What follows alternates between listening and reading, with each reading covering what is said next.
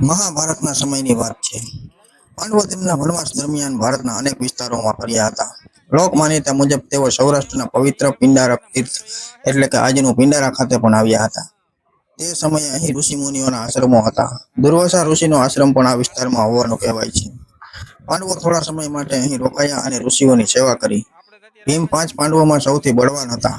આશ્રમમાં રહેતા ઋષિઓ અને શિષ્યો માટે અનાજ, ઔષધિઓ અને અન્ય વસ્તુઓ ખાણવાની જરૂર પડતી. સામાન્ય લોકો માટે જે મોટી પથ્થરની કાંડલી ઉઠાવી પણ ન શકે તે ભીમ સરળતાથી ચલાવતા હતા. એક દિવસ આશ્રમમાં ઘણા મહેમાનો આવ્યા. તેમના ભોજન માટે મોટી માત્રામાં અનાજ તૈયાર કરવાનું હતું. ભીમે પોતાની અસાધારણ શક્તિથી વિશાળ પથ્થરની ખાંડણીમાં અનાજ ખાંડીને બધાને આશ્ચર્યચકિત કરી દીધા. ત્યારથી લોકો તે ખાંડણીને ભીમની ખાંડણી કહેવા લાગ્યા.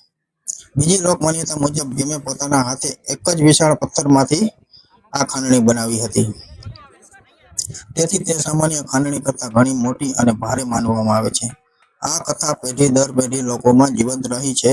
આજે પણ પિંડારા ખાતે આવેલા પથ્થરના અવશેષોને લોકો ભીમ સાથે જોડે છે અને શ્રદ્ધાપૂર્વક દર્શન કરે છે.